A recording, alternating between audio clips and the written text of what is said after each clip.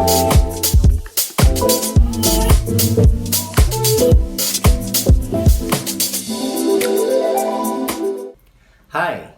I'm Rudi Sukandar from LSPR Communication and Business Institute. Today I would like to talk to you about image repair strategies in digital age. When we are talking about image repair or image reconstruction discourse, we cannot go without mentioning Professor William Benoit and his seminal articles in 1997 on the image repair strategies. While Benoit focused on corporations, these strategies can also be applied to other entities, such as individuals. We can see that from research done on Hugh Grant, Madonna, and Hillary Clinton. Another one is community-based organizations. The research done on this kind of organization was done, for example, by my advisee Emeralda Purnomo on Punk Muslim community in Jakarta to repair their image to the eye of the society. Problems to an image might be caused by attacks or complaints. An attack has two components. The first one, the accused is held responsible for an action. An organization or person is believed to be responsible. The second, that act is considered offensive. So in this case, perceptions are more important than reality. The key question is not if the act was in fact offensive, but whether the act is believed by the relevant audience to be heinous. So as you can see here, we are dealing more on perceptions rather than the fact, because people believe what they see based on their own perception on a certain phenomena when they're trying to figure out what is being done. The theory image restoration discourse focuses on message options. That is based on the questions, what can an entity say when faced with a crisis? Now, Benoit, in his seminal work in 1997, came up with four strategies in image reconstructions or image repair. The first one is denial. The second one is evasion of responsibility. The third one is reducing offensiveness of event. And number four is the corrective action. Let me just talk about each of the strategies one by one. The first one, denial strategy is divided into two tactics. The first one is simple denial. In this case, organizations or individuals just basically say that we did not perform the act. The second one is shift the blame. In this tactic, the entity, organization, or individual claim that the act was performed by other parties. So they just say that it is not us who did that, it is not we who did that, but it was actually some other people, or some other organization, or some other entities that have done that. The second one is evasions of responsibility. Evasions of responsibility is divided into four tactics. The first one is provocation. In provocation, the key characteristic is basically responded to act of another. For example, a certain company has to move to other places because the current law, the new law that is introduced in the previous location caused them to lose lots of benefit and lots of profit. The second tactic is divisibility, based on the key characteristic that it is lack of information of ability, or a lack of information about or control over the important elements of the situations. For example, you can just claim that you could not come to a certain meeting because you have not been told before, or you were not told about the information about the meeting. The third tactic is accident. The key characteristic is that based on your claim that the act was actually a mishap or an unlucky accident, not a deliberate act. There has been many examples when an organization state that the act happens because it was an accident, not because the company deliberately tries to do the act. The fourth tactic is good intention. The key characteristic of this tactic is that the act was actually meant well, but it didn't turn out okay. The third strategy proposed by Benoit is reducing offensiveness of event. This is divided into six tactics. The first one is bolstering. Bolstering means that the company or the organization stress the good traits that it has. For example, positive characteristic that they have or positive acts that they have done in the past. The second tactic is minimization. In minimizations, the organizations just minimize act as being not really serious. So they just don't play the extent of the damage being done. The third tactic is differentiation. In differentiation, the key characteristic is act less offensive. The act is distinguished from other similar but more offensive action. In this case, that you just make a comparison between what you did and some other things done by other organizations or entities that was a lot worse than what you did. The next one is transcendence.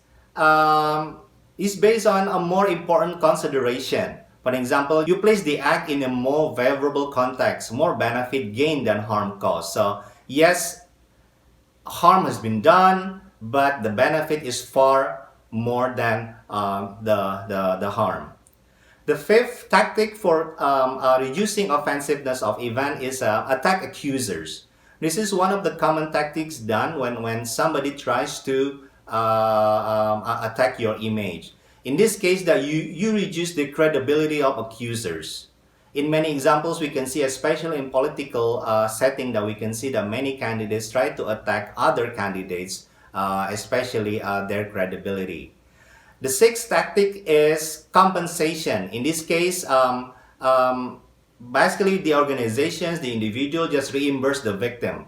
So, for example, you just basically, if somebody just said that they claim to you to have a defect merchandise, for example, you just basically reimburse the victims on the amount of money that he or she has paid to buy your merchandise. The third strategies proposed by Benoit is corrective action. Corrective action has only one tactic, that is correction.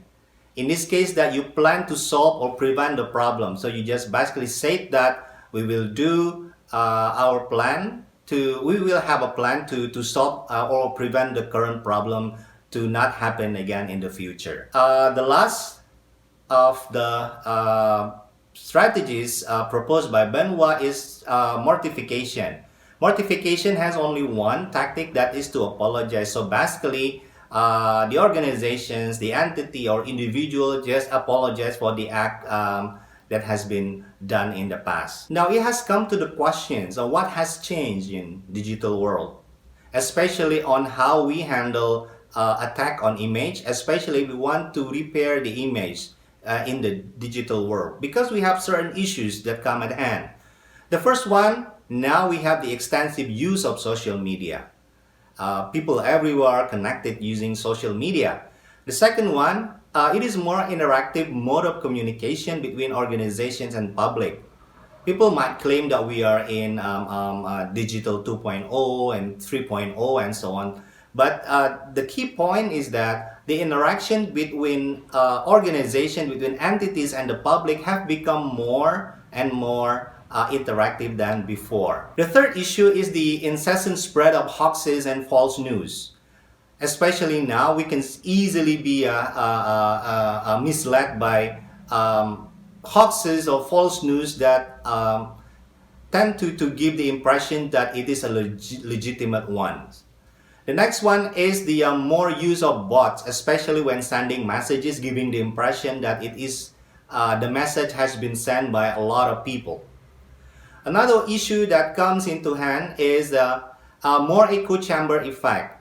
Echo chamber effect is actually related to the next issue that I want to explain, that is more divisive society.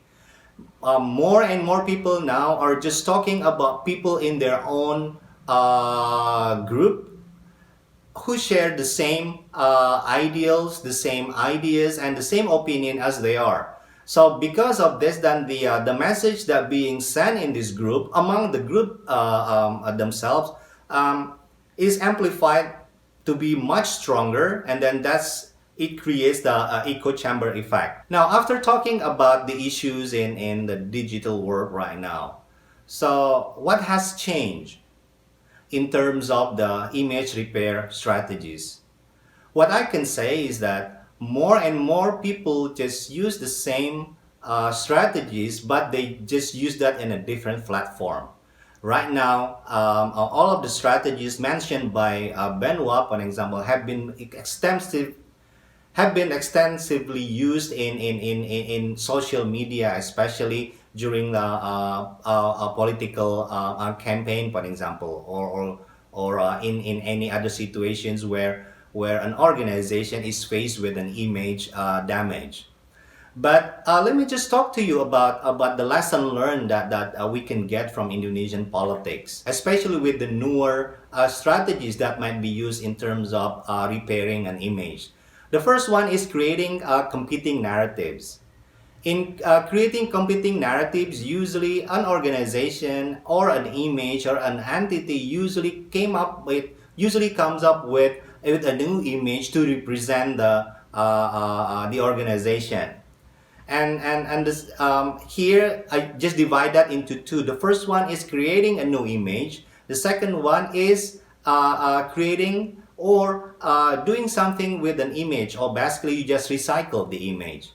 For example, when we were talking about Indonesian politics, learning from the past presidential election, for example, we can get one example from one of the presidential candidate who just created a new image about himself.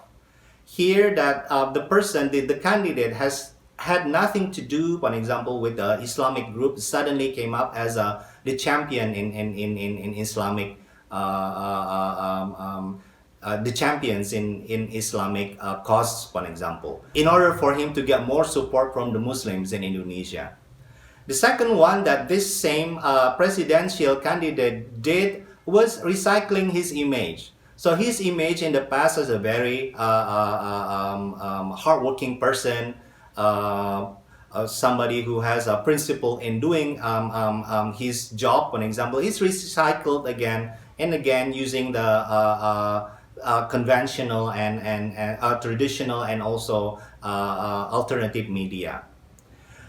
The second strategies that we can learn from Indonesian politics is that coordinated mass disseminations of competing narratives. Once the competing narratives were created, and then now it is time to have these coordinated mass disseminations of the narratives. This is usually done by recruiting people, a group of people, for example, to just flood the social media with messages on the new image and also on the recycled image. The third strategy of image repair in digital age that we can learn from Indonesian politics is having consistent attack of the accusers in social media. This is actually a variant in channels used in attacking accusers from Benua typology of reducing offensiveness of event. As you can see, this is actually a recycle of the strategy posed by Benua in reducing offensiveness of event. Learning from Indonesian experience, for example, we can see that this strategies has a lot of damage actually to the accusers, especially when we use that in social media. And then again, we can always see that with the more and more use of digital technology and social media, for example, is used by people and also is used by corporation in maintaining their image, that there's always this possibility that social media in the digital age is also used to create more damage to someone's or an organization image. Thank you very much for your attention. Have a good day.